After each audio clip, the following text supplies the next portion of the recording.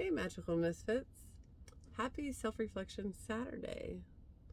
We are wrapping up our week on releasing and letting go. And today is about reflecting on what shifted inside of us. So here's what came up for me this week.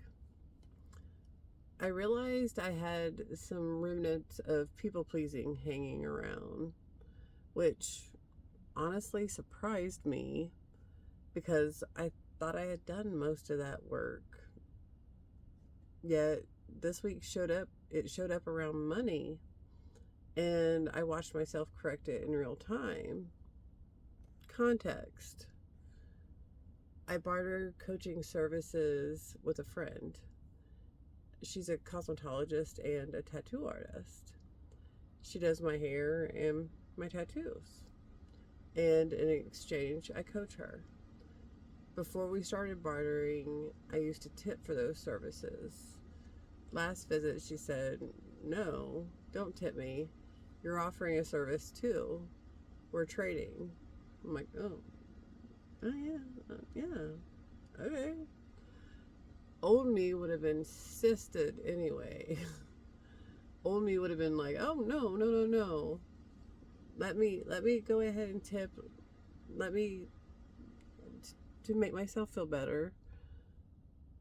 Let me soothe this interaction. Let me go above and beyond just to feel comfortable, even if that made the other person uncomfortable." But instead, I paused. I breathed. I listened. And I simply said, "Oh, you're right, okay." No fight, no pushing, no forcing. And that was huge. Because people pleasing, it's not about kindness, it's about fear. Fear of disappointing someone, fear of being judged, fear of not being enough, fear of feeling like you owe something because deep down you think you're not worthy unless you overgive, especially around money. That old story runs deep. And letting go of that this week felt like a release in my body. My chest softened. My cat is being my cat. So letting go of that this week felt like a release in my body. My chest softened. My breathing eased up. That urgency, that little voice that says, do more, be more, pay more, prove yourself, got quieter. And what really hit me was this. People pleasing used to be my go-to safety strategy. It came from childhood. Cat being cat. It came from growing up. Hold on. This is what she's looking for. So it came from growing up with abandonment wounds and parents who taught me that love was transactional. So of course tipping felt mandatory. Of course overdoing it felt safe. That's the shit we release layer by layer. And something else released when I stopped forcing it. I've been letting go of this belief that I don't deserve a beautiful home. I didn't realize how much of that belief was influencing how I look at properties.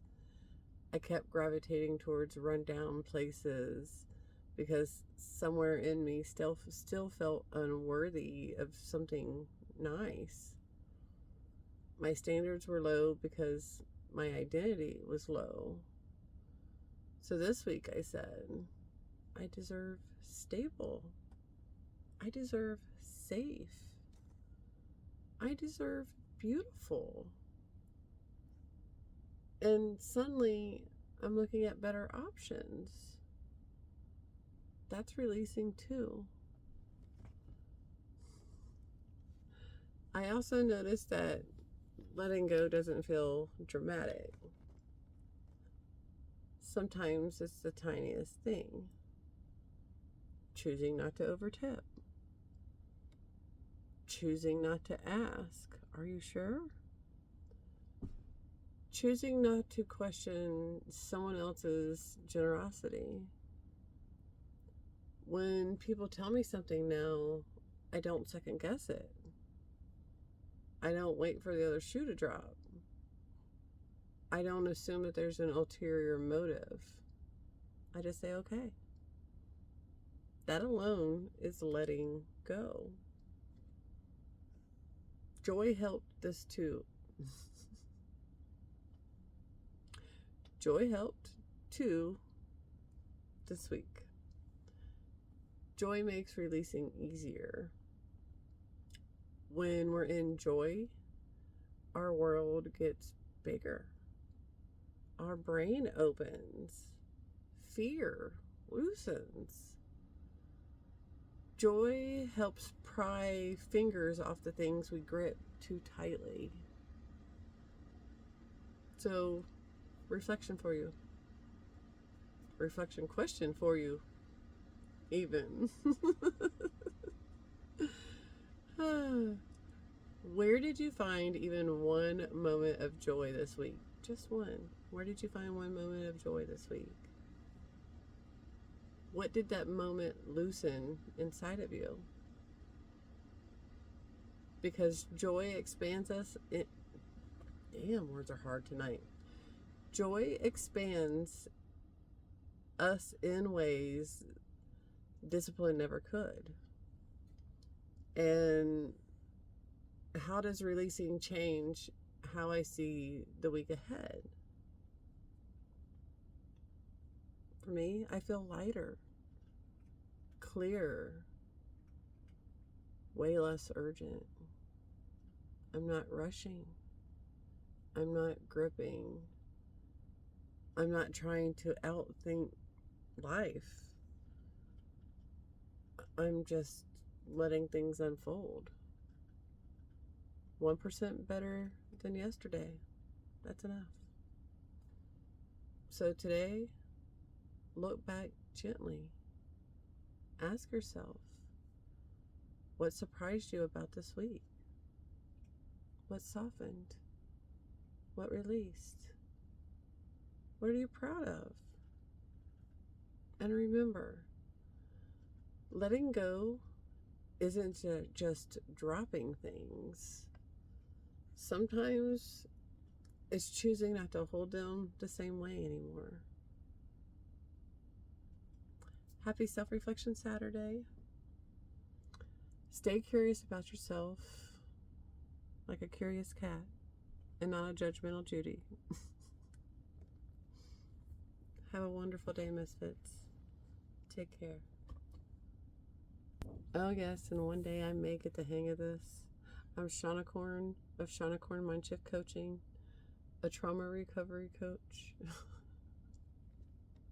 If this resonated with you at all, if anything resonated with you, please hit the buttons, do all the things, and also take what resonates, drop what doesn't. Trauma recovery isn't a one-size-fits-all. Some of the things may work for you, some of them may not. And that's okay. Keep going and find the things that do work.